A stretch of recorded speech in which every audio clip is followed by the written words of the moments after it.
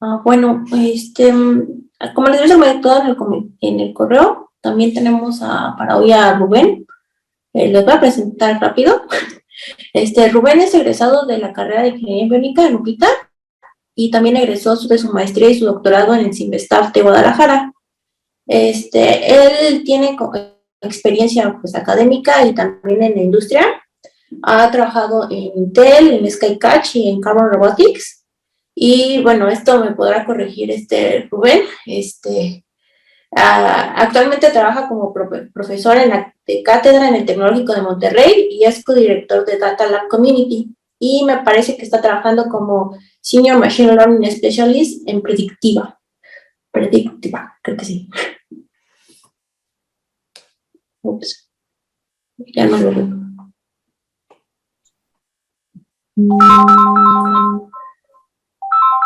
Entonces, les cedo la palabra aquí a Rubén. Muchas gracias, Eli. Pues un gusto estar aquí, gracias por la invitación.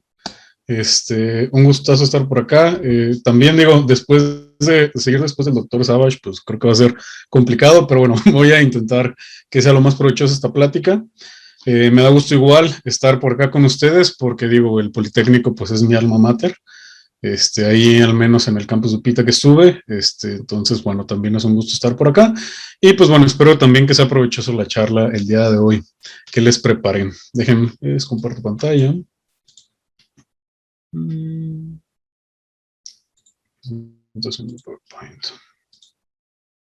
Aquí si llegan a tener alguna duda en cualquier momento, por favor, interrúmpanme, más que nada a mí, me gusta que sean muy dinámicas, ¿no? Entonces no lo duden, si quieren abrir el micrófono, levantar la mano, poner algo en el chat, adelante por favor.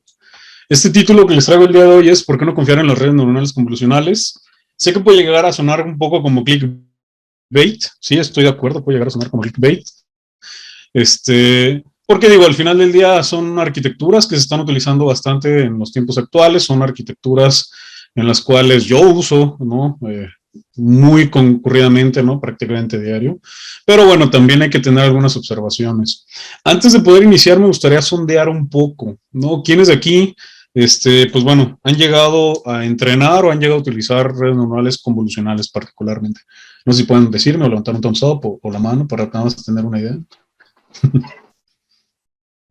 Profesor Eric, un gusto. Un gusto verte. Un gusto. Muy bien, estoy viendo varias manos por ahí levantadas, por ahí hay algunas que no. Al final del día, este tipo de arquitecturas hay que entender que las imágenes pues siguen siendo información, ¿no? Siguen siendo señales, nada más que la representación de los datos pues es en 2 dimensiones, o a menos de que estemos trabajando en 3 dimensiones, pues lo serán en 3, ¿no? Pero los principios siguen siendo los mismos, que se siguen traspolando hacia los demás, nada más con pequeñas modificaciones. Y aquí también me gustaría preguntar, porque entiendo yo que en la actualidad el desarrollo de redes neuronales convolucionales pudieron haber pasado por experiencia de procesamiento de imágenes o no necesariamente. Entonces la siguiente pregunta que haría es, ¿quién tiene experiencia en procesamiento de imágenes? Muy bien, por ahí José, Gabriel. Perfecto. Muy bien, muchas gracias. Es que voy a estar mencionando algunos conceptos de procesamiento de imágenes que nos van a ayudar a entender el por qué las redes neuronales convolucionales funcionan de la forma en que las conceptualizamos el día de ahora, pero también entender cuándo es cuando fallan y por qué la razón, ¿no? Entonces, como saben, todos estos tipos de arquitecturas que utilizamos en general, no solamente las convolucionales, sino todas estas arquitecturas profundas, pues en ocasiones se les llegan a conocer como cajas negras. Al día de hoy, corríjanme si me equivoco, que yo sepa no existe ni un solo algoritmo analítico o un método analítico que nos diga exactamente cuántas neuronas, cuántas capas o qué tipo de funciones de activación debería tener una red neuronal, cualquier tipo de arquitectura, ya sea recurrente, long-term memory, etcétera, convolucional, para poder resolver un problema en específico de acuerdo a los datos de entrada, ¿no? Entonces, sé que existen muchas técnicas de regularización, sé que existen bastantes técnicas para hacerlas más robustas, cambios de neuronas, etcétera, lo hay, pero bueno, eso es importante nada más como para irlo teniendo en mente, porque ahorita olvidé el nombre de este personaje que trabaja en Google, es un ingeniero de software en el área de Machine Learning, y una vez sacó una analogía, por ahí si luego encuentro la charla le pasaré el link a Eli, no sé si alguien la haya visto, pero es una charla muy interesante porque él dice que actualmente dentro del área de Machine Learning en general estamos como lo que vendría siendo que somos alquimistas, ¿no? Que entendemos varios conceptos, pero que todavía no entendemos la raíz de todos ellos, ¿no? Y obviamente este es un camino continuo para poder entender la explicabilidad de los modelos y también de las features que están entendiendo este tipo de arquitecturas. Primero voy a empezar un poquito, igual con un poco de aplicaciones. Me gusta más que nada como para ir poniendo cuáles son los mejores modelos que tenemos al día de hoy, pero también ir entendiendo las fallas y a partir de ahí ya irnos un poco más a la parte técnica para entender por qué está sucediendo ese tipo de cuestionamientos, ¿no? En lo particular, siempre en mis charlas me gusta siempre poner frases. Hay una que me encanta, que es de Richard Feynman, ¿no? What I cannot build, I don't understand, ¿no? Y tiene mucho que ver, irónicamente, con lo que vamos a estar platicando el día de hoy. Digo, aplicaciones dentro de Deep Learning y de redes neuronales convolucionales hay bastantes. No, el problema de segmentación, cuando se estaba comparando con el procesamiento de imágenes al inicio, radica, ¿no?, bastante en la diferencia en que se llegó a aplicar, porque el problema de segmentación, al ser un problema no supervisado, es muy complejo, ¿no?, viéndolo desde el punto de vista de procesamiento de imágenes. Y lo que han venido a ver estas aplicaciones dentro de redes neuronales convolucionales han venido a cambiar prácticamente la forma en que resolvíamos estos problemas de unas maneras muy eficientes, ¿no? También, digo, técnicas de transferencia de estilo, ¿no?, que son bastante interesantes, y también nos ha llegado a traspolar esto a otro tipo de aplicaciones, no solamente aquí, digo, también hay técnicas dentro de Natural Language Processing, entre otras, ¿no?, particularmente, y pues bueno, las más conocidas por todos, pues que son las aplicaciones, de clasificación, reconocimiento de objetos, clasificación de objetos, etcétera, ¿no? Digamos que uno de los modelos más famosos, pues es el famoso YOLO. Este video, si no mal recuerdo, es el de YOLO, el versión 3, ahorita creo que ya salió la 5, vamos en la 4 pública, pero trabajando en la 5, no me acuerdo ahorita en qué versión vamos. Este tipo de aplicaciones, pues bueno, hoy en día pros y contras que nos han venido a traer, ¿no? Prácticamente cualquier persona que sepa programar puede echar a andar esto en qué les gusta, siguiendo un tutorial en cuestión de minutos, ¿no? Y tener su propio clasificador a partir de videos, de imágenes o del feed de la cámara. Esto trae pros y contras. Yo no estoy en ninguna, por ejemplo, hablando de frameworks en particular, no estoy en contra de ninguno de ellos. Son herramientas que nos han venido a facilitar las cosas y también hay que entender que esto nos ha ayudado a exponencializar el trabajo que estamos haciendo, ¿no? A lo mejor ya no pasamos tanto tiempo invirtiéndolo en diseñar paso por paso dentro de una arquitectura y los frameworks nos ayudan en esto. También, digo, hay que entender cómo funcionan internamente para saber qué tipo de optimizaciones están haciendo y cuáles no. Entonces, particularmente hablando de esto igual, también los modelos, pues hay que llegar a entenderlos para saber qué es lo que está sucediendo internamente y como les había mencionado, mi objetivo más que nada de la charla el día de hoy no es hablar de qué bien funcionan, sino qué vamos a hacer cuando llegan a fallar y cómo podemos llegar a solucionar esto. Y también, pues bueno, cuáles son los retos que tenemos en la actualidad para seguir tratando de entender este tipo de cuestionamientos, que sí puede llegar a ser desde que hay errores en los datos de entrenamiento, puede ser a la falta de data, ¿no?, de datos para entrenar, pueden ser 20,000 razones que podemos estar llegando a trabajar aquí, ¿no? Entonces, siempre me gusta este video en particular porque, digo, funciona muy bien, pero me gusta verlo de cerca, ¿no? Y al verlo de cerca, pues bueno, vemos aquí claramente que tenemos a dos personas, ¿no? Puntualmente, aquí junto al AVE. Sabemos que estos falsos positivos, pues bueno, son independientes, ya que el sistema de YOLO lo que hace es una detección de you only look once, entonces no hay una correlación entre los frames per se, aunque se pudiera llegar a trabajar, y este tipo de falsos positivos pues llegan a suceder, no es infalible, ¿no? Aquí, por ejemplo, pues lo marca como perro, aquí claramente es una vaca, y si lo ves desde el otro punto de vista, pues claramente va a ser un caballo, ¿no? Que puede ser un falso positivo por la perspectiva o simplemente, ahora sí que por ¿cómo se llama? La falta de información, que a lo mejor no tenían camellos o dromedarios, ¿no?, dentro de la base de datos de entrenamiento. O claramente este es un CatDog, digo, para los que seamos de mi generación, pues se acordarán también de esa famosa serie, ¿no?, que hasta tenían esos colores, el famoso CatDog. Entonces, lo que les comentaba, pues es difícil entrar en una red neuronal. Hoy en día, pues puedes llegar a ser algo como un model.fit y un model.predict. Una cosa es implementarlas y otra cosa es diseñarlas. Por eso también los frameworks, les digo, claro que es una herramienta muy útil que utilizamos todos los días, pero también hay que usarlo con su, ahora sí, por ejemplo, no sé, con su justa medida, ¿no? Y entender también qué es lo que está pasando. Hay gente, por ejemplo, que pudiéramos estar discutiendo de qué es mejor TensorFlow, PyTorch, pudiéramos estar hablando incluso de, no sé, de cuál es más óptimo, cuál utiliza menos memoria, cuáles tienen más recursos, etc., etc. Pero incluso también pudiéramos llegar a hacer preguntas como, ¿qué tipo de técnicas utilizan para el cálculo de derivadas a la hora del entrenamiento cada uno de los diferentes modelos, ¿no? ¿Cómo está la documentación? No sé si han llegado a explorar la documentación dentro de PyTorch para entender cómo es que llega a implementar Automatic Differentiation específicamente a la hora del entrenamiento. Y en su vez, cómo lo llega a hacer TensorFlow, ¿no? Y también entender cuál es el poder computacional de los dos, que digo, hoy en día, gracias al poder computacional que tenemos, GPUs, etcétera, pues no necesariamente necesitas tenerte un poder de supercómputo para probar una arquitectura, digo, obviamente con sus restricciones, porque pues bueno, hay muchas tecnologías web que puedes llegar a utilizar incluso por los GPUs que existen en la nube, ¿no? Entonces digo, ¿hay herramientas que podemos llegar a utilizar? Claro que sí. Obviamente ya para aplicaciones muy avanzadas y entrenadas desde Scratch, pues llega a ser complicado. Y pues ¿a dónde vamos? Pues bueno, hay aplicaciones hoy de todo tipo en este tipo de arquitecturas. Aquí siempre también me gusta hablar un poquito de la ética en este tipo de cuestiones de tecnología, porque pueden llegar a tener algoritmos no supervisados que estén detectando personas dentro de una multitud o que detecten a personas específicamente clasificadas dentro de la misma multitud. Hoy en día van a ver que hay diferentes frameworks, ¿no? Para este tipo de tecnologías de reconocimiento facial, ¿no? De detección de peatones y también de segmentación, ¿no? Para los vehículos autónomos.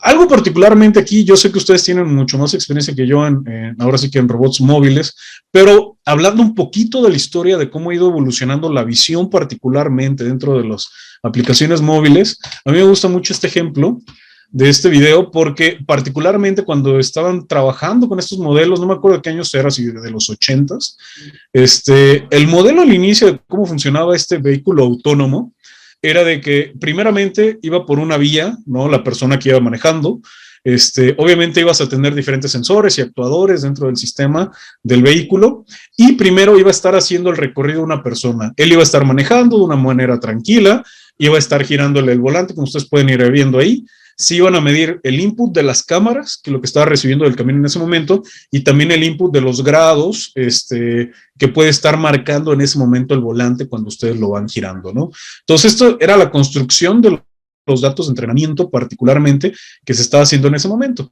Entonces, como ustedes pueden ver ahí, los frames que se están procesando, pues bueno, son diferentes unos a otros. Obviamente también el tiempo de procesamiento de esto, pues ha cambiado a la conceptualización que tenemos el día de ahora. En este momento, pues como pueden ver, se llegan a ver este tipo de frames. Y aquí arriba era, pues, cuál es la decisión o cuál es el valor que debería tener el actuador. Entonces, primero se hacían unas rondas de la persona manejando, se tomaba esa información, y pues bueno, esto ya se le podía meter a un sistema como de una red neuronal, simplemente para empezar a hacer la clasificación de cuál debería ser el ángulo del volante con respecto a la ruta. Si se fijan, estos son ambientes controlados. Este era un camino que estaba dentro, bueno, parecía ser como un parque, y el camino estaba bien delimitado. Hoy en día sabemos que, bueno, este tipo de vehículos, pues cómo van a llegar a funcionar en diferentes ambientes. Y es por eso que también, digo, hablando un poquito de historia, el famoso Grand Challenge del 2005 en DARPA, creo que fue algo que llegó a cambiar radicalmente la conceptualización de cómo se veía todo este tipo de tecnología. Porque, digo, no sé si sabían, pero bueno, esta competencia era en lugares así llaneros como el que ustedes pueden llegar a ver aquí a la derecha, y era muy común ver, ¿no? Carros volteados y demás. Entonces, dentro de la historia, este personaje que es Sebastian Tron, junto con, no me acuerdo si eran 15 o 16 personas en el equipo de Stanford, fueron los que diseñaron el primer carro que ganó esa carrera, que terminó, ¿no? Y ganó esa carrera particularmente, y también vino a cambiar la forma en que se veía. Si se fijan, el tipo de sensores que ya se venían utilizando ya eran LiDARs, que en ese momento, digo, siguen siendo caros el día de hoy, pero cada vez son más asequibles este tipo de tecnologías y este tipo de sensores que, bueno, nos van a permitir trabajar esto. Entonces, particularmente hablando del área de visión y cómo se relaciona con todo esto, ¿no? La visión no se limita exclusivamente, ¿cómo se llama?, a una sola cámara, sino también tiene que ver con la percepción que puede llegar a ser información desde diferentes fuentes de información. Entonces, esta misma percepción es cómo la vamos a llegar a trabajar. Pueden ser nubes de puntos a la hora de trabajarlo, no lo sé. Pueden llegar a ser sonares, también puede llegar a ser, ¿no? Entonces, es nada más como la reconstrucción de este tipo de información con la que vamos a llegar a trabajar, y digo, hasta lo que ha evolucionado 15 años después de esa competencia, a los vehículos como de Waymo, ¿no? Que es de la empresa parte del consorcio de Alphabet, que es de Google, o carros Tesla, que bueno, por ahí hay varias tecnologías que están por ahí, y sabemos que hoy en día los carros no solo dependen de un tipo de sensor, tienen diferentes tipos de sensores, LiDARs, y también tienen sistemas de visión, y al final del día lo que empiezan a hacer es trabajar con concurrencia y fusión de información de diferentes sensores. Entonces, es sacar lo mejor de todos los mundos y empezar a evitar ese tipo de falsos positivos que puede llegar a suceder bajo este tipo de redundancia para poder llegar a hacer clasificaciones más óptimas, ¿no? Como este, que es un video del sistema de Waymo. Pero bueno, ahora sí vamos llegando a la pregunta que quería llegar. Ya vimos que, muy bien, las aplicaciones hoy en día están utilizando fusión de información de diferentes sensores, redundancia con diferentes algoritmos, pero aquí la pregunta más que nada, ¿no? Lo que veníamos hablando, ¿qué vamos a hacer cuando tengamos estos falsos positivos dentro de una red neuronal convolucional particularmente, ¿no? Entonces, yo parto de la pregunta, ¿cómo se construyen las famosas redes neuronales convolucionales? Sabemos que hoy en día hay mucha literatura, hay muchas arquitecturas que son benchmarks, que son muy famosas, y también sabemos que hay diferentes, ahora sí como datasets, como el ImageNet, que nos van a ayudar a nosotros a llegar a entrenar nuestros modelos, si es que así lo quisiéramos. Sabemos que para tomar algunos de estos datasets de miles de imágenes, pues ahí sí ya necesitas otro poder de cómputo para poderlas entrenar. Lo que ha venido a revolucionar también un poquito es lo que voy a hablar más adelante, que son las técnicas de transfer learning, ¿no? Puntualmente. Entonces, platicando un poquito acerca de este tipo de temas, de cómo se llegan a construir estas redes neuronales convolucionales, bueno, aquí no me voy a meter en las terminologías de cuáles son las multilayer perceptron, las deep seed forward neural network, sino que dentro de la arquitectura, particularmente de las CNNs, sabemos que va a haber una parte que se le va a llegar a conocer como la de feature extraction y la otra que va a ser una parte como la de clasificación, que puede ser una multilayer perceptron o también puede llegar a ser una deep seed forward neural network, dependiendo mucho de la arquitectura, obviamente, ¿no? Esta es una, ahora sí que es muy simple. Pero antes de continuar, hay que entender qué tipo de layers vamos a estar trabajando dentro de aquí. Si se fijan, se llegan a conocer los famosos feature maps dentro de todas estas arquitecturas de CNN, dentro de la parte de feature extraction. Y también particularmente, pues bueno, vamos a ver que las dos famosas layers más comunes vendrían siendo ahora sí que las de convolución y también vendrían siendo las de subsampling, ¿no? Que al final del día lo que nos ayuda a hacer es una reducción y tiene su porqué. Pero aquí viene la pregunta, ¿qué es la convolución? ¿Quién de aquí me pudiera ayudar a definir qué es la convolución o cómo definirían la convolución?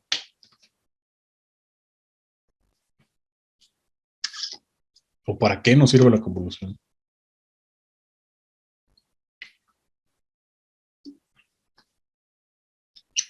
¿Alguna idea? Pues esa es la operación que nos ayuda a extraer el mapa de características, utilizando como una ventana que es como un filtro que se va operando sobre, por ejemplo, en una imagen. Ok, entonces lo que vamos a estar esperando también es ver la respuesta que va a llegar a tener una función con respecto a otra, que si lo podemos llegar a ver desde la definición de la integral, vendríamos viendo que es una integral infinita, que es un kernel que se va a estar convolucionando con otra función y vamos a ver la respuesta de ello. Podemos verlo así, pero también hay que verlo como es un filtro, ¿no? Dentro de imágenes va a cambiar un poquito la conceptualización de cómo se llega a construir per se, pero particularmente, digo, eso es la herramienta que a nosotros nos va a ayudar a entender cómo es de que podemos empezar a diseñar los filtros dentro de la teoría de procesamiento de imágenes y cómo esto se llegó a extrapolar particularmente cuando empezamos a trabajar ya con redes neuronales convolucionales, ¿no? Entonces, bueno, aquí viene la pregunta, pero ¿cómo se construyen los filtros? Entonces, tomando un poquito nada más de la teoría de procesamiento de imágenes, sabemos que las imágenes comúnmente van a ser de 8 bits, que van a estar entre 0 y 255, y que para una función discreta en 2 dimensiones va a estar delimitada de esta forma, ¿no? La convolución. Aquí lo que vamos a ver es que vamos a tener un desplazamiento en nuestra imagen, pero lo más importante va a ser el kernel. Entonces, aquí la clave dentro de la convolución en imágenes, para obtener ahora sí que las características que nosotros queramos obtener, van a ser los tipos de kernels que nosotros vamos a hacer. Entonces, aquí viene la pregunta. ¿De qué forma vamos a diseñar un kernel o qué tipo de características van a estar extrayendo un kernel?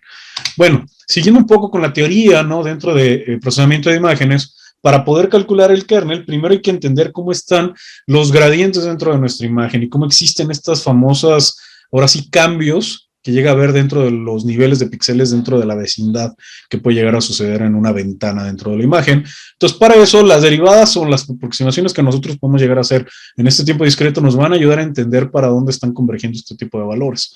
Entonces, pudiéramos llegar a tener una aproximación de los mismos gradientes, pero también esto, pues bueno, al final se llegaría a traducir como las famosas matrices de convolución o los kernels de convolución, ¿no? Como también se les llega a denominar, que nosotros vamos a estar utilizando a la hora de practicar estos filtros. Hay un detalle muy importante dentro de la teoría, no digo que sea exclusivo y que todos los filtros sean así, nada más que particularmente con estos dos ejemplos que yo les puse aquí en estas dos matrices, como ustedes pueden ver, esta aproximación es que el gradiente al punto XY, que era el central, donde nosotros estamos analizando, se calcula en esta diferencia, que es el punto intermedio entre estos dos. Entonces, por ahí llegó a salir el concepto de simetría radial, que era lo que se buscaba en la mayoría de los filtros a la hora de diseñarlos, es de que tuvieran una simetría radial. ¿A qué me refiero?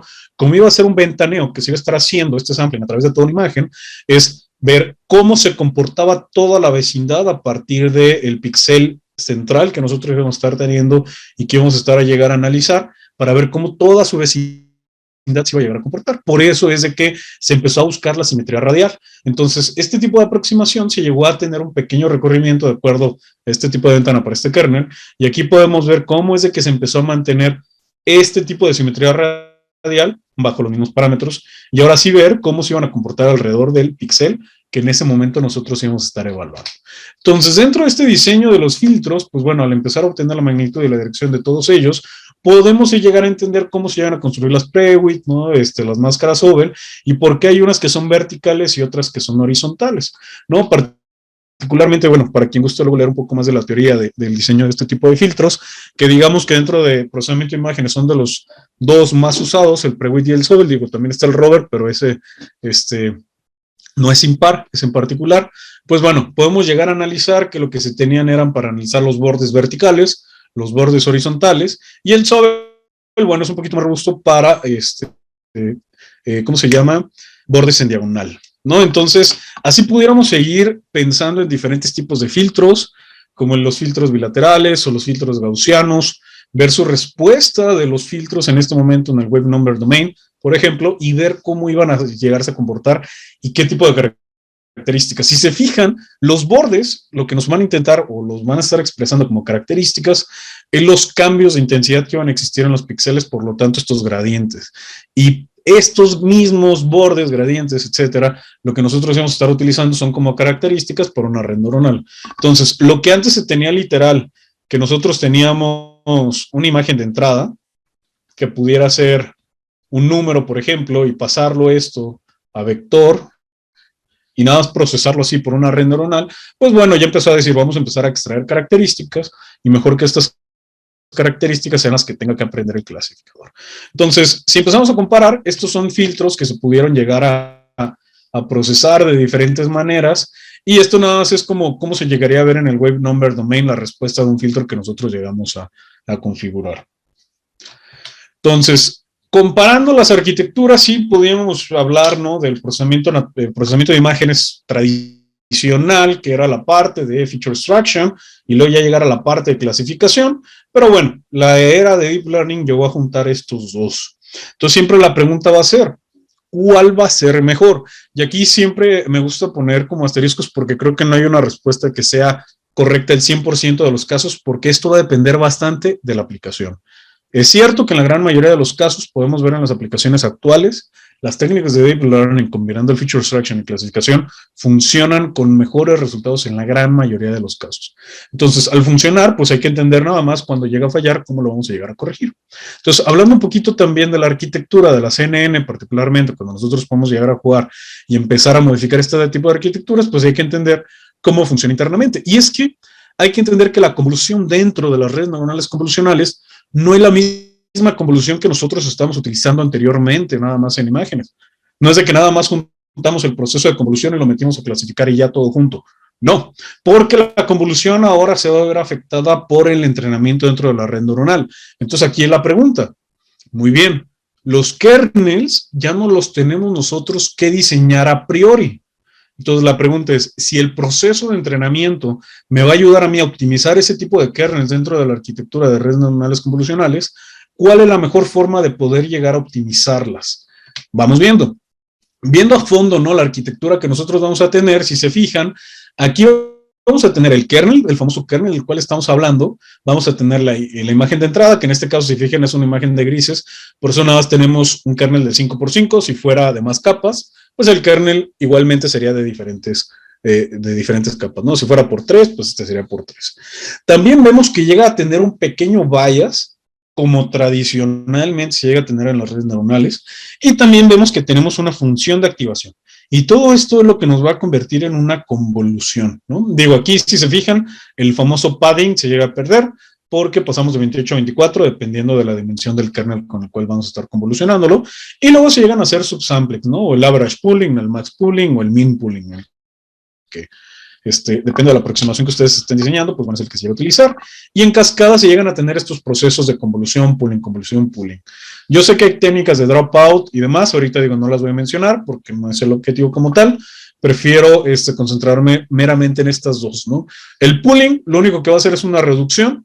Hay diferente literatura que llega a asegurar que, bueno, una es porque cada vez que nosotros creamos feature maps, en ocasiones podemos llegar a aumentar más el número de capas, y más el número de datos, por lo tanto llegar a ser más explosivo el problema computacional, pero hay otras literaturas que también dicen que ayudan a eliminar ruido, ¿no? Dentro de los samples que nosotros estamos buscando, y que al final del día las features que a nosotros nos importa son las formas, y es que aquí va a las formas, ¿no? ¿Por qué?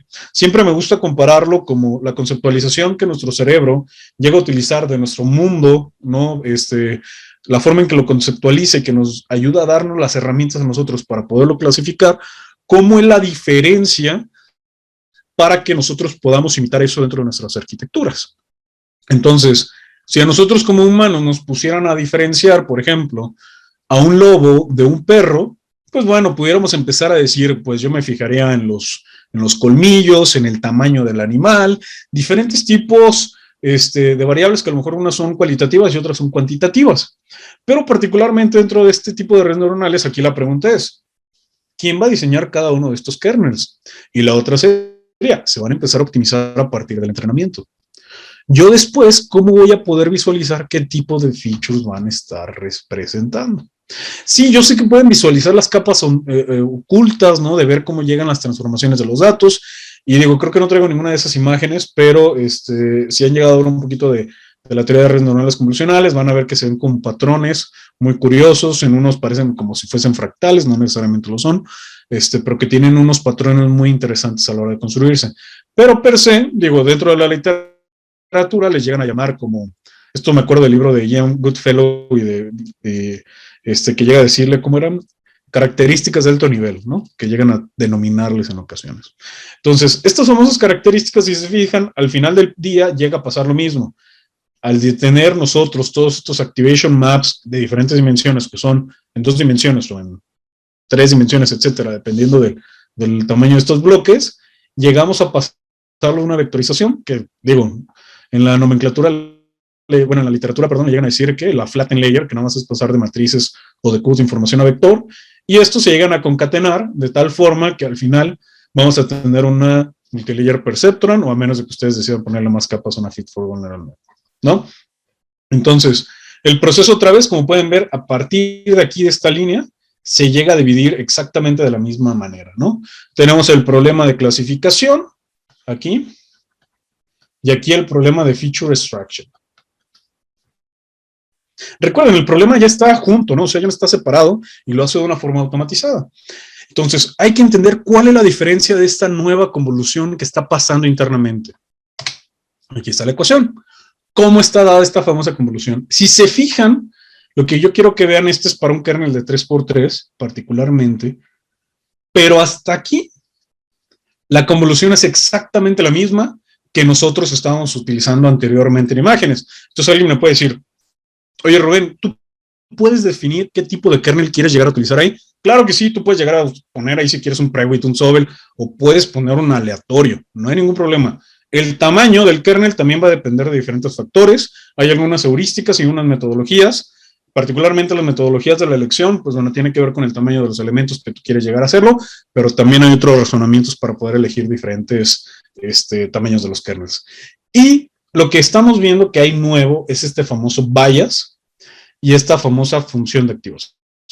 Entonces, ¿qué es lo que va a estar sucediendo con esta función de activación y con estos famosos bias? Pues bueno, primero, lo que vamos a tener que entender es de que el bias se va a ver modificado por el entrenamiento. Y la gran diferencia del procesamiento natural, del procesamiento de imágenes contra las NNs es de que el entrenamiento va a estar modificando este kernel, no solo el bias, también va a modificar el kernel. Entonces, en vez de nosotros decirle qué tipo de patrones, si queremos que sean horizontales, verticales o en diagonal, queremos que esté aprendiendo la red neuronal, se lo vamos a dejar al entrenamiento, que a partir de los datos de entrenamiento empiece a optimizar esos kernels para las features que tenga que entrenar. Y bueno, la función ahora sí, de activación que tenemos al final, pues tiene que ver con varias razones que puede llegar a ver desde tópicos de batch normalization, también para normalizar las salidas, tener cuidado de que no nos vayan a explotar los gradientes a la hora del entrenamiento y varios patrones ahí en específico, ¿no? En algunos puntos, disculpen, estoy yendo un poquito rápido, nada más porque sé que de tiempo andamos bien, pero bueno, también se nos anda acabando. Entonces, este tipo de kernels, si se fijan, ya no lo vamos a hacer a mano y las funciones de activación van a tener su porqué, ¿no? O sea, sí sé que vamos a poder tener las tangenciales hiperbólicas, las sigmoidales, las ReLUs, etcétera, hay bastantes. Pero lo que yo me quiero concentrar ahorita es qué es lo que está pasando con este kernel y cuál es la forma de optimizar este kernel. Entonces, lo que hay que entender en este kernel es ver cómo va a llegar a ser modificado durante el entrenamiento y cómo se va a ver afectado a partir de la función que nosotros tenemos aquí, pero también cómo va a estar siendo afectado por esta línea de derivadas que van a estar midiendo el flujo durante el entrenamiento para ver el error, cómo se llega a comportar a partir de estas operaciones. Y es que particularmente cuando nosotros estemos analizando qué es lo que está pasando con estas convoluciones, lo que nosotros vamos a ver es de que los patrones obtenidos que vamos a estar obteniendo a partir de estas famosas rotaciones, porque per se, sí, te llega a tener una rotación la convolución, vamos a ver que los patrones ya no son como las máscaras de simetría radial, ¿no? Que nosotros estamos conceptualizando en procedimiento de imagen natural. Aquí vamos a ver que los patrones pueden llegar a estar segmentados de una dirección a otra. Entonces, es algo interesante porque ya no vamos a estar utilizando un solo kernel, sino que vamos a estar utilizando bastantes. Entonces, aquí la pregunta va a ser, ¿qué va a pasar con las características que van a pasar por estos diferentes kernels? Y aquí viene otra pregunta interesante. ¿Todos estos kernels van a ser óptimos? ¿Todos ellos me van a conseguir transformaciones ideales? ¿O me van a conseguir transformaciones que me van a empeorar el problema de clasificación? ¿O tienen que suceder en esa cascada, ¿no? Entonces, es una pregunta interesante porque este tipo de arquitecturas que estamos utilizando hoy en día, pues sí, si ustedes llegan a entrenarla, comparándolo contra las arquitecturas grandes, vamos a estar hablando que deben de entrenar, no sé, 10 millones de hiperparámetros, 50, 100 millones de hiperparámetros. Entonces, cuando estamos hablando ya de arquitecturas muy grandes, andar entrenando 100 millones de hiperparámetros donde tienen que ver los kernels, los bias, computacionalmente es muy, muy grande, ¿no? El problema. Es muy costoso. Y luego aparte también, digo, aquí la pregunta va a ser, ¿cómo vamos a poder evaluar cada uno de los kernels individualmente o vamos a tener que utilizar alguna otra metodología para entender qué es lo que está pasando con cada uno de ellos? Entonces, eso es interesante porque es tratar de entender qué tipo de características están entendiendo, o más bien están aprendiendo estos filtros, ¿no? Entonces fue cuando Transfer Learning llegó y cambió absolutamente todo, porque dijeron, ok, a lo mejor tú no vas a tener el poder computacional de, no sé, 5 GPUs o 17 GPUs entrenándose 3 semanas sin parar, ¿no? Para poder obtener los mismos resultados que nosotros obtuvimos en un laboratorio. Entonces, Transfer Learning empezó a cambiar todo esto y digo, un poquito nada más de la historia fue que a partir del 2012, con la famosa AlexNet, que empezó a romper varios benchmarks, se empezaron a salir nuevas arquitecturas que empezaron a romper ahora sí que todos los famosos benchmarks, ¿no? Que estábamos conociendo en ese momento para clasificación de objetos. Y digo, hay famosas arquitecturas, esta no es la última que ha llegado a sacar Google, por ejemplo, pero esta Inception versión 3 de Google, si se fijan, nos limitamos a las mismas. Convolución, que es la que más aparece, entonces acuérdense que por cada convolución vamos a tener los kernels que van a tener que ser entrenados, más sus bias. El average pooling y el max pooling es el mismo tipo de layer, nada más con diferente criterio. La concatenación, si se fijan, lo único que hacía era pasar de matriz a vector y concatenarlos. El dropout, digo, no lo voy a explicar, pero me imagino que lo hayan llegado a ver, pero bueno, tiene mucho que ver con las iteraciones de entrenamiento, cómo llegar a apagar algunas neuronas para que pueda llegar a entrenarse y estarlas intercalando aleatoriamente en cada una de las iteraciones. El Fully Connected Layer es lo que conocemos ahora así como una layer de clasificación, ¿no? Dentro de redes neuronales tradicional, y el famoso Softmax para que nos dé la clasificación. Si se fijan, aquí tiene dos salidas en particular. Aquí yo la verdad no lo sé cómo llegan a diseñar este tipo de arquitecturas puntualmente dentro de Google, no lo sé. Es interesante porque funcionan muy bien. aquí uno pudiera llegar a pensar, oye, ¿qué pasó? ¿Cómo lo llegaron a diseñar? ¿Llegaron a hacer, no sé, de una forma analítica, con formas de metodologías? ¿Llegaron a hacer aproximaciones? ¿O fue literal probar 20,000 arquitecturas diferentes y con todo el poder computacional de Google probarlas a todas, ponerlas a competir y la que le haya ido mejor es con la que se queda? No lo sé. Es interesante ese tipo de análisis sobre este tipo de arquitecturas, o las famosas BGG, ¿no? Que sabemos que las últimas, ¿no? La 16 y la 19, ¿no? Que son o funcionan de una forma muy óptima a la hora de compararlas, y particularmente, bueno, otra vez todo se llega a reducir a convoluciones, a pooling, ¿no? A las normalizaciones que nosotros vamos a estar teniendo ahí a las respuestas locales, y también a las famosas fully connected layers y las capas de clasificación. Entonces, otra vez, si se fijan, esta es clasificación y todo esto es feature extraction, ¿no? Con sus diferentes funciones de activación. Entonces, aquí vamos a partir otra vez de diferentes preguntas al diseñar este tipo de arquitecturas. ¿Por qué se necesitan grandes cantidades de datos para su entrenamiento? Pues bueno, es lo que hemos venido mencionando todo este rato. El hecho de que haya tantos millones de parámetros por cada una de las capas para poder llegar a entrenar, es de que vamos a estar utilizando grandes cantidades de datos. Esta es una imagen que les traje de mi tesis, particularmente, porque yo estuve trabajando en la optimización de redes neuronales profundas. Particularmente, nada más como contexto, estaba construyendo yo unos feature maps y estaba metiendo varias capas para entender qué era lo que estaba pasando para obtener un resultado. Curiosamente, estas que ustedes ven en rojo son capas que ya no estaban aportando tanto a la clasificación. Llegué a perder, por ejemplo, en la clasificación, pasar, no sé, de un 75.3 bajó a un 72, ¿no? Que fue 1.3 lo que se iba a perder en la accuracy, pero en millones de datos se pudo haber reducido bastante. Imagínense todos los hiperparámetros que había que entrenar en estas capas.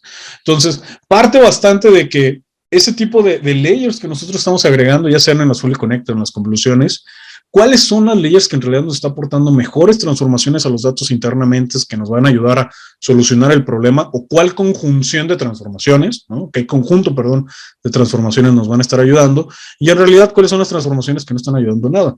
Por eso es de que técnicas de regularización como dropout han llegado a funcionar. Pero aquí lo interesante es, ok, si el dropout llega a funcionar, pues ¿por qué no lo hacemos de una forma más direccional?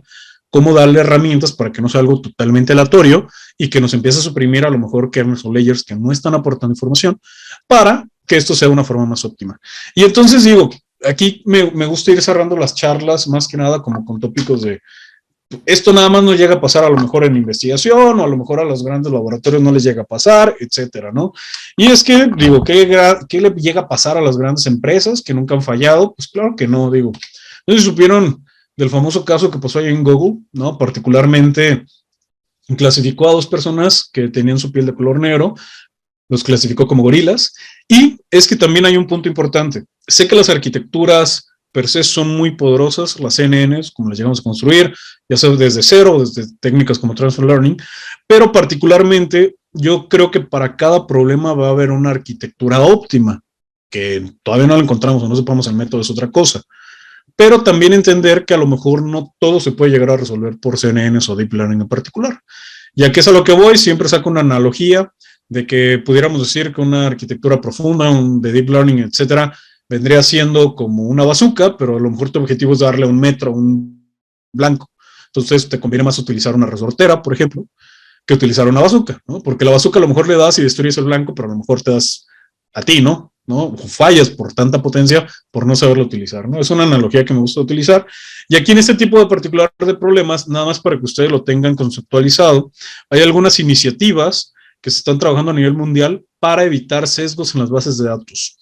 El año pasado, si no mal recuerdo, salió un estudio de el tipo de bases de datos que se están utilizando para hacer detección facial particularmente, y se vio que estaba sesgado, arriba del 75% eran personas con piel de color blanca, ¿no?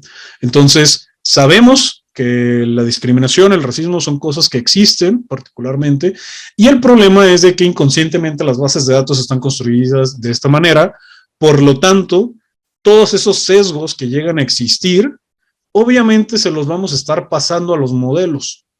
Y eso es algo que hay que tener también como que mucho cuidado al construirla, no solamente la propia arquitectura, sino también los datos de entrada. Entonces, ¿quién va a decir que a poco más del 75% del mundo son personas con tez de color blanco? Pues claro que no, ¿verdad? Entonces, se están trabajando en encontrar o construir más bien datasets que sean balanceados para poder empezar a clasificar, ¿no? Ahora sí, personas que tengan, no sé, rasgos, ahora sí como mexicanos, rasgos de personas con África, de color diferentes de piel, ¿no? Orientales, etcétera, para que pueda ser ahora sí que una representación a nivel mundial, porque hay que recordar que gracias a la globalización que conocemos y gracias a las migraciones que ha habido a través de los países en toda la historia, pues bueno, en todos los países ya te puedes encontrar personas de todas las tonalidades de piel, con diferentes rasgos, de diferentes culturas alrededor del mundo. Entonces ya no estás en un punto donde vas a decir, ay, sí, solamente voy a construir mi base de datos para mexicanos y ya. Claro que no. Estados Unidos ni se diga, ¿no? Y otros países sí podemos continuar así. Entonces hay que buscar también este tipo de cuestiones para poder balancear, ¿no? Se pueden liberar este tipo de sistemas al usuario, pues bueno, hay carros Teslas, ¿no? Con el autopilot que han llegado a chocar, que bueno, todavía no son full autónomos, pero los errores que llegan a existir en los algoritmos hoy en día son una realidad y siguen causando vidas, ¿no? En este tipo de aplicaciones. Y son infalibles los sistemas inteligentes, pues bueno, cuando salió la famosa Cybertruck, ¿no? Que ahí era de Tesla, su camioneta, pues compararon desde diferentes perspectivas, ¿no? Las clasificaciones de la VG16, la GoogleNet, la Inception, ¿no? La versión 3, las que le puse, o la ResNet. Aquí decía claramente que es un trono, aquí un refrigerador, aquí un Jeep, y bueno, casi lastimó al pickup, ¿no? Aquí que era un anfibio, acá una limusina, aquí claramente es una Polaroid, una cámara Polaroid, y acá es un proyector. Entonces, a lo que vamos con todo esto, particularmente es de que el contexto lo cambia todo, y este tipo de arquitecturas son de un propósito específico, todavía no estamos hablando de la famosa inteligencia artificial general, ¿no? Entonces hay que entender que este tipo de algoritmos que se están llegando a utilizar son de unos propósitos muy específicos y hay que tener mucho cuidado cuando los usamos y bajo qué contexto y las restricciones. Si logramos controlar eso, créanme lo que va a llegar a funcionar bastante bien. Entonces, bueno, aquí dice, ¿no? El modelo tiene un overfitting, agregas un nuevo data y pues bueno, obviamente el modelo no va a saber qué clasificar.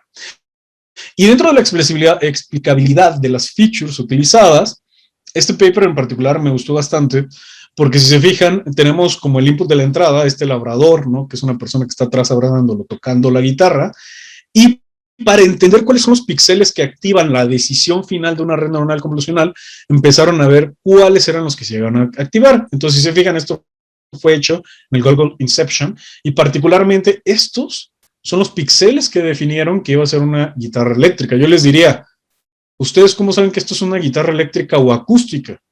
A lo mejor va a haber gente que va a decir, por los trastes, yo no veo conexión, ¿no? A luz, o yo no veo un amplificador, o a lo mejor el famoso color, amarillo, todo anaranjado, que es muy común de las guitarras acústicas. No lo sé. Que de hecho acá algo interesante es en la guitarra acústica, si se fijan los píxeles, si fue esta forma, poquitos trastes las que empezaron a hacer la detección, pero si se fijan, incluso hasta la lengua del labrador sale por ahí, ¿no? Entonces a lo mejor no tiene mucho sentido. Y aquí, si se fijan en el labrador, ¿qué es lo que yo esperaría ver en el labrador? Pues la cara completa, ¿no? La cabeza completa del labrador. Aquí le cortó una parte del ojo y le quitó la oreja, que a lo mejor es algo muy característico de los labradores, ¿no? Y bueno, y esto no sé por qué llegó a salir, pero bueno, son cuestiones que hay que entender qué es lo que está llegando a pasar. Y entonces, nada más les voy a contar otro experimento que hicieron en este paper. Particularmente empezaron a probar, a clasificar, a hacer un clasificador, pues, entre lobos y perros huskies, porque, bueno, los perros huskies son muy similares a los lobos, entonces dijeron, vamos a hacer un clasificador. ¿Cuál fue el proceso que ellos siguieron para crear este clasificador? Pues, bueno, empezaron a minar imágenes de Google. Yo en particularmente, bueno, depende obviamente de dónde estés, cuando tú mines la palabra o busques la palabra lobo, vas a ver diferentes lugares de los lobos, pero si los buscas, no sé, en Estados Unidos, en Canadá, la gran mayoría de las fotos, los lobos van a estar en fondos de nieve. Y cuando ustedes estén buscando, por ejemplo, los huskies o cualquier perro doméstico en general, por lo general no van a estar en la intemperie. Hay muchas fotos de los perros, ahora sí que de hogar, dentro de casas, van a estar con personas, etcétera. Entonces, las mismas construcciones de estas bases de datos, pues, ¿qué fue lo que llegó a pasar? Este husky fue llegado a clasificador como lobo y cuando vieron la explicabilidad, vieron que los píxeles que se están activando eran estos que están en blanco. ¿Y cuál fue la explicación para esto? Pues bueno, la misma construcción de la base de datos, al ser ahora sí que un sistema que nosotros no estamos controlando, qué tipo de features nosotros queremos que llegue a aprender particularmente, pues bueno, lo que empezó a causar este tipo de cuestiones fue de que el patrón más disruptivo entre las dos clases era el fondo. Entonces, este famoso clasificador entre lobos y huskies, pues en realidad era un clasificador de nieve, ¿no? Entonces, todos los que tenían fondo blanco, pues los empezó a clasificar como lobos y todos los demás como huskies, ¿no? Entonces, pros y contras de este tipo de features, pues bueno, no tenemos el control per se, pero lo que se está trabajando hoy en día es en tratar de encontrar estas explicaciones que llega a haber a partir de estos píxeles. Sí, ya vimos que puede llegar a tener entrenamientos a partir de los kernels y los vallas, ¿no? Etcétera, dependiendo de los datos de entrenamientos. Pero aún así tú no sabes, o a lo mejor nosotros como humanos, al tener 10.000 imágenes de entrenamiento, no vamos a ver los mismos patrones que el algoritmo puede llegar a encontrar. Entonces, no es un problema trivial, pero es un problema de investigación. Entonces, ya nada más para ir cerrando, pues bueno, hay una frase que me gusta mucho que dice: "Those who can imagine anything can create impossible", de Alan Turing. Y eso sería toda mi parte. No sé si tengan algunas preguntas, comentarios. Sí, Eric, por ahí vi que levantaste la mano. Hola, ¿qué tal, Rubén? Primero que nada, agradecer la invitación a este seminario. Y la pregunta, principalmente, bueno, veo que en tus trabajos eran de optimización de arquitecturas de redes neuronales. Entonces, quisiera saber si además de reducir las cantidades de capas para tener una menor cantidad de parámetros, si has utilizado convoluciones separables, como las que se utilizan en MobileNet o EfficientNet, que reducen la cantidad de parámetros considerablemente. Fíjate que esa aproximación, al menos en mi trabajo doctoral, no lo hice. Yo me concentré meramente en crear una métrica que le llamé el GC Score, que lo que hacía era medir la qué tan clasificable era una transformación sobre otra. Entonces me concentré más en la transformación que hacía cada capa para evaluarla desde un punto de vista geométrico, más que en la convolución, pero estoy de acuerdo. Eso pudiera ser una forma igual para llegar a optimizar las arquitecturas. Gracias, Rubén. No, gracias a ti.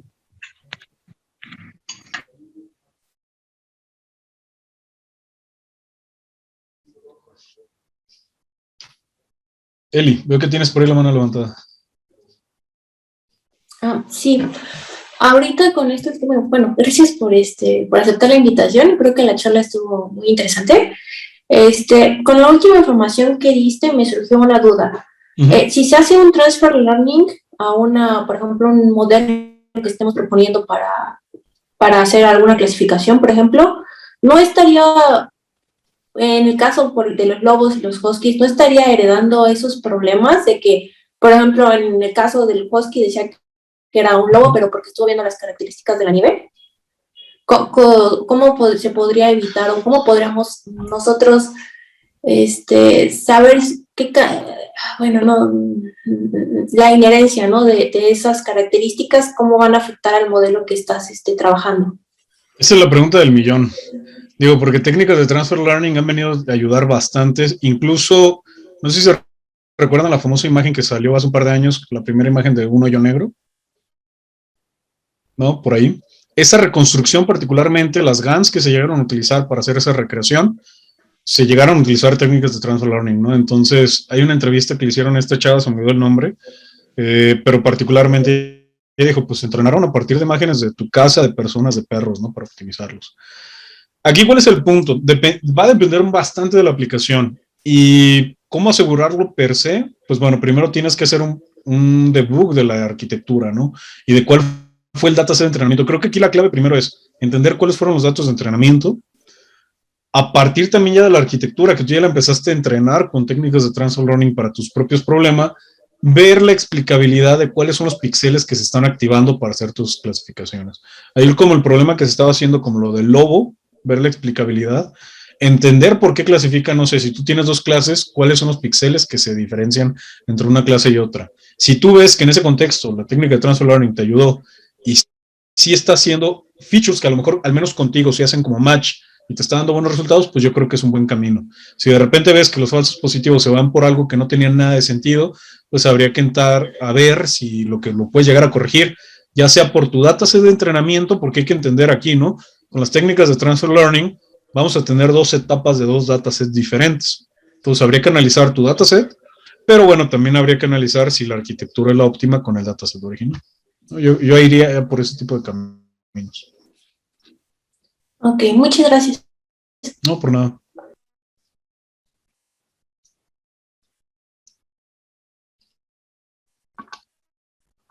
No sé si por ahí alguien tenga alguna otra duda. Ahora sí, yo quisiera igual preguntarte algo. Un poco me quedé pensando en lo que decías de los problemas que puede ocurrir que, no sé, que quieres atacar un problema con una bazooka, ¿no? Esa analogía que hacías. Mi pregunta es, ¿qué es lo más recomendable? Digamos, tienes cierto problema donde la cantidad de datos no es un problema, ¿no? O sea, tienes una cantidad de datos muy grande, pero a lo mejor tu problema se puede resolver con muy pocos datos, teniendo una arquitectura muy, no sé, ya muy optimizada, no sé, eliminando, como dices, capas que quizá no están haciendo nada, o no sé, haciendo técnicas que, no sé, las que mencionaste. Mi pregunta es, en ese caso, ¿qué es más conveniente, no? O sea, si tus datos no son un problema, podrías, o sea, ¿qué desventajas te tendría tener una arquitectura quizá muy redundante para tu problema en particular, que sería un poco como la bazooka? ¿Y qué ventajas tendría que dedicaras mucho tiempo quizá a hacer una arquitectura muy especializada? Muy especializada y que funcione con pocos datos. Sí, fíjate, siempre es el balance, ¿no? Entre tiempo de optimización y recursos. El riesgo de utilizar una arquitectura pesada con pocos datos, que tú sabes que son representativos, pues bueno, el primero sería el overfitting y la falta de generalización, ¿no? Ese sería un problema inherente que pudiera irse por allá a tu arquitectura. Por eso digo, Transfer Learning llega a funcionar, ¿no? Por eso ayuda bastante para evitar ese tipo de sesgos. No digo que no tengas que aplicar técnicas de regularización. Y también referente a lo que tú decías, esa pregunta de ¿mis datos son representativos del problema? Es una pregunta que yo considero que no es trivial. ¿Por qué? Porque estamos hablando desde el tipo de punto de vista de análisis exploratorio, ¿no? Entonces, antes de llegar a la arquitectura, como tú mencionaste ahorita, Gabriel, yo recomiendo siempre hacer un análisis exploratorio profundo y también del contexto del problema. Digo, particularmente ahí, aprovecho para hacer el comercial de Data Lab Community. Es una comunidad donde estamos varias personas, ¿no? Con diferentes perfiles, y pues hablamos de temas de ciencia de datos. Y dentro de esas discusiones, en ocasiones, hemos partido como de 3 cosas al resolver problemas en general. El primero es el contexto, ¿no? Entender bien el contexto para entender cuáles son los datos que necesitamos obtener. El segundo viene siendo las matemáticas, qué algoritmos vamos a utilizar.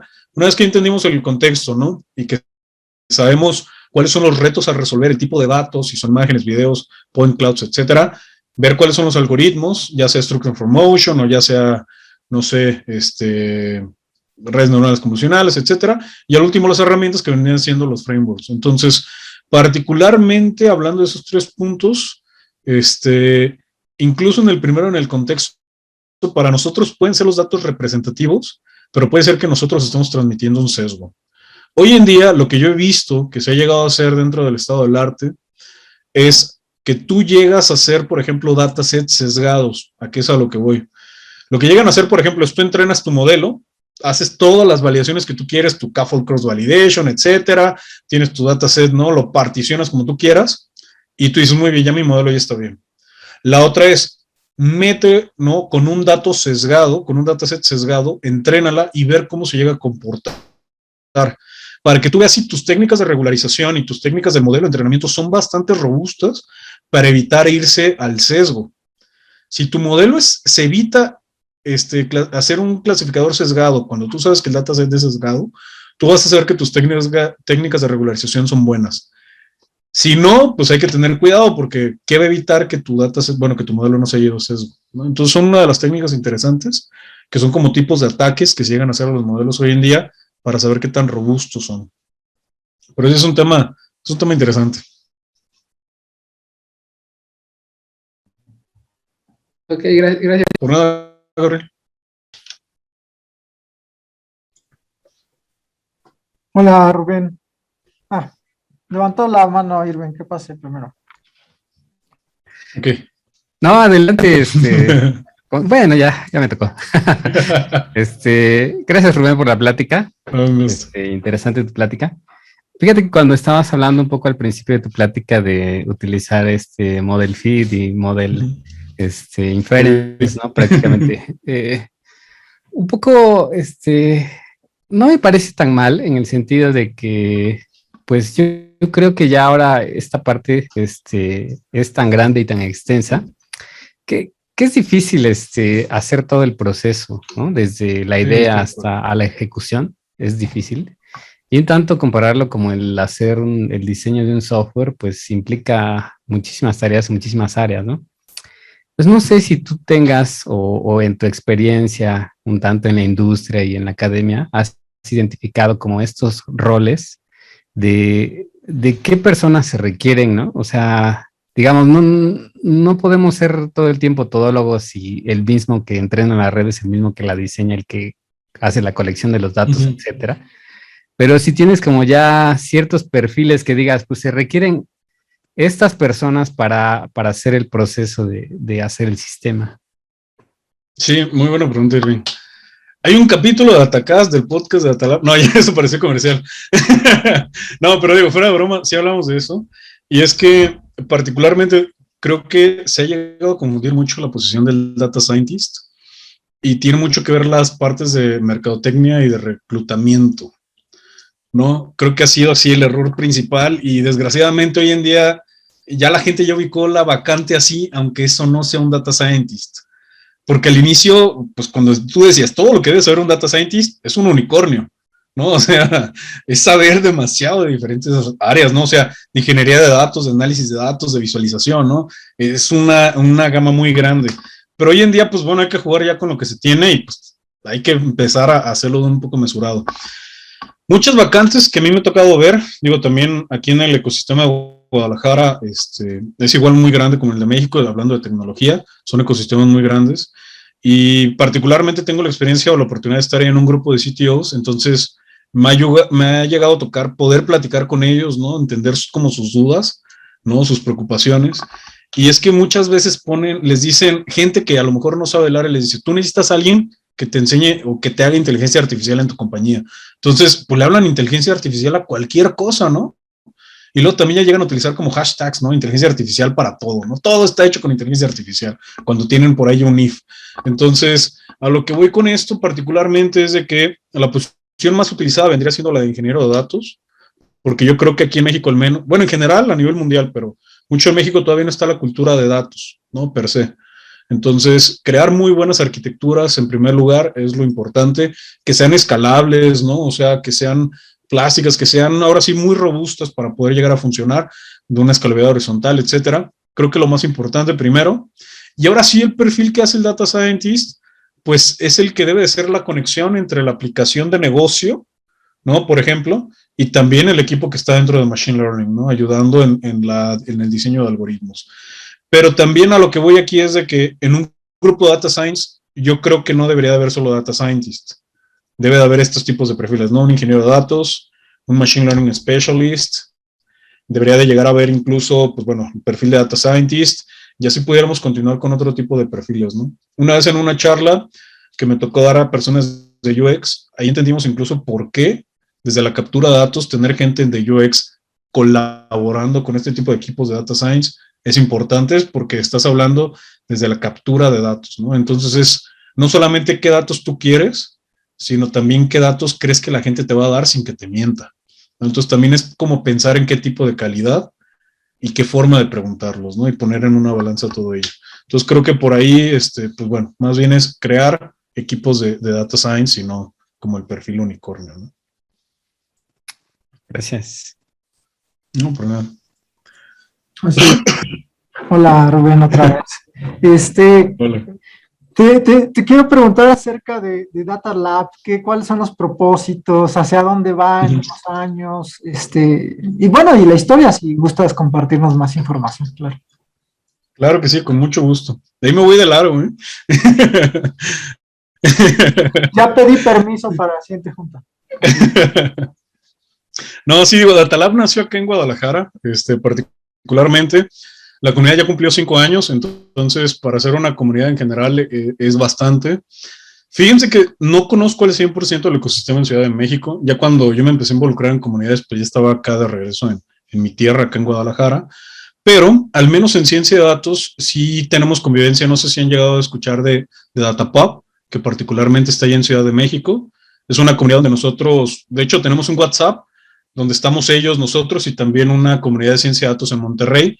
Y hemos llegado a hacer bastantes colaboraciones y hay otros planes de colaboración, ¿no? Entonces, es algo muy bonito que hemos llegado a estar haciendo, porque incluso cuando salió el problema de lo del COVID y las famosas predicciones, un poquito de historia fue de que salió por ahí unas cosas un poco horrorosas de la Universidad de Guadalajara, porque el trabajo de predicción, irónicamente, la Universidad de Guadalajara tiene muy buenos matemáticos y computólogos, pero el modelo lo hicieron médicos.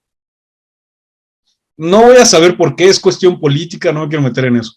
Pero hubo una iniciativa, pues, por parte de Datalab, se juntó con Monterrey, con Ciudad de México, y entre todos colaboramos y sacamos una plataforma, sacamos un modelo epidemiológico, y a partir de ahí, pues empezamos a meter así que perfiles diferentes dentro de medicina, epidemiología, etcétera, y sacamos un modelo que llegó a cambiar y sustituir el modelo de Jalisco, y se llegó a ofrecer, y entiendo que fueron cerca de 3 diferentes estados también que lo llegaron a cambiar, ¿no? Entonces, digo, ese tipo de vinculación creo que lo importante, el objetivo de Datalab, así en general, es crear espacios donde haya gente que puede llegar a tener bastante experiencia o gente con nula experiencia, donde puedan convivir y compartir conocimiento en general. Nació como todas las comunidades en general de tecnología, una meetup cada mes, y ya después de tener una meetup cada mes, empezamos a ver que había necesidad de talleres. Datalab no se convirtió en una empresa de talleres, también eso que hicimos como dividirlo de, ok, sí se llegan a dar algunos talleres, pero se llega a mantener como el espíritu de comunidad per se. Digo, estamos en Facebook, estamos en diferentes redes sociales, tenemos nuestro propio Slack, ¿no? Donde en ocasiones hay colaboraciones, pero se han llegado a hacer trabajos, pues, por ejemplo, de colaboraciones de meetups, pero también algo en particular se llegó a hacer un evento que es una vez al año, de hecho acaba de terminar el mes pasado, que se llama el Social Data Challenge, y la idea es de que dar herramientas a las personas para que empiecen a atacar problemas sociales con datos abiertos, utilizando técnicas de ciencia de datos, ¿no? Entonces, son, por ejemplo, obviamente yo sé que para ustedes de maestría y doctorado, ustedes ya traen otra capacitación totalmente diferente. Esto en ocasiones, pues son gente a lo mejor que son profesionistas sin posgrados, aunque hemos llegado a tener gente de maestría y también de doctorado participando, pues porque hay premios, ¿no? Y muchos de licenciatura, pero más que nada lo que ayuda es para que empiecen a entrar como a problemas reales, ¿no? Que empiecen a experimentar con datos abiertos, que empiecen a cuestionar cosas como análisis de por qué hay discrepancias entre bases de datos federales y estatales, que empiecen a hacer detecciones de anomalías, porque muchas veces, ¿no? Y en ocasiones en problemas reales de ciencia de datos, me atrevería a decir que el 70% es limpieza de datos, ¿no? Todo lo que tiene que ver con ingeniería de datos, y ya al trabajar el 30% restante ya es el modelo, la implementación, validación y demás.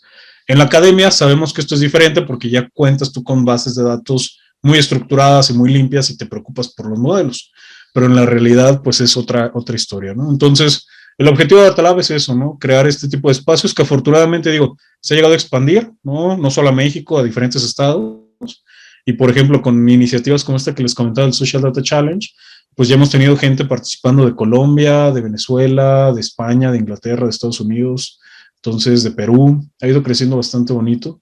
Y pues bueno, es más que nada como crear estos espacios, cualquier persona puede pertenecer, y pues bueno, es nada más seguir divulgando buenas prácticas. Pues felicitaciones por los logros en estos No, muchas gracias. años. Felicitaciones. Y muchas gracias por aceptar la invitación de Elizabeth de venir aquí a platicarnos, muy interesante. Sobre estas, no sé, tenías una lámina en donde presentas los resultados de un paper de cómo el lobo fue identificado a partir principalmente por el background, lo cual no me extraña.